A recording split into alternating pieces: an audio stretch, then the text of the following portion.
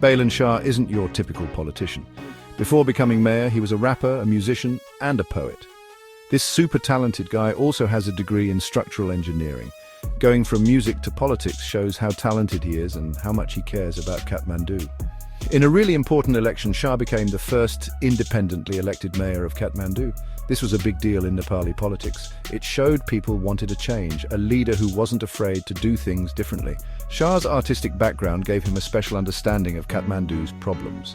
His songs often talked about everyday people's struggles. This connection with the people made voters really like him. They saw a leader who understood their problems and would fight for them. Shah's campaign was full of energy and focused on what people needed. He promised to be honest and responsible as mayor. He wanted to fix the city's pollution, traffic jams, and bad roads.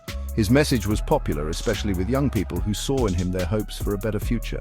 Shah's win showed the power of hope and wanting change. Balen Shah is known for speaking his mind, even if it upsets people. This was clear when he criticized US immigration policies, especially the diversity visa lottery. Shah didn't hold back, calling the program slavery. He said it encourages smart Nepali workers to leave for America, hurting Nepal. He said this makes it hard for Nepal to grow because it needs those skilled workers. Shah even spoke directly to former US President Donald Trump, asking him to stop the DV lottery. He said the US relies on foreign workers but has policies that hurt developing countries like Nepal. Shah's comments started a big discussion in Nepal and other places. Some people praised his bravery for challenging a powerful country like the US. They agreed the DV lottery takes away Nepal's talent. Others said Shah was just trying to be popular and was hurting Nepal's relationship with the US. They said the lottery gives some Nepalis a chance at a better life. This whole thing showed how complicated things are between Nepal and the US, especially about aid and immigration. Shah showed he puts Nepal first, even if it means disagreeing with a superpower. Balen Shah surprised everyone when he publicly spoke to Nepali Prime Minister KP Sharma Oli. His message was simple: Nepal needs to be more independent and proud.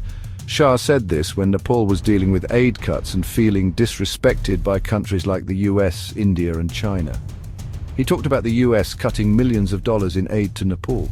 Shah said this showed disrespect for Nepal. He also criticized India for what he thought were rude comments about Nepalis. He also mentioned China, saying they weren't respectful either. Many Nepalis agreed with Shah. They thought Nepal shouldn't depend so much on foreign aid. They wanted Nepal to build its own resources. Shah's message about self-sufficiency was really popular with people who felt Nepal was being used by bigger countries. He wasn't just talking about money, he was talking about national pride. He wanted Nepal to control its own future.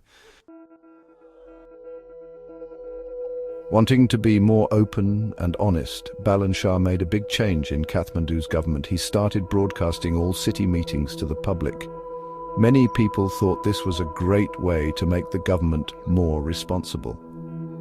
Now, everyone could see how decisions were made. But being mayor hasn't been easy for Shah. He's had problems within his own administration. Deputy Mayor Sunita Dangle, for example, publicly disagreed with some of his decisions. This showed how hard it is to run a city like Kathmandu, where there's lots of political disagreements. Even with these challenges, Shah is still working hard to make Kathmandu better. He keeps pushing for honesty, responsibility, and sustainability. His unusual journey into politics, along with his bold ideas, has made him a very interesting person in Nepal and other countries.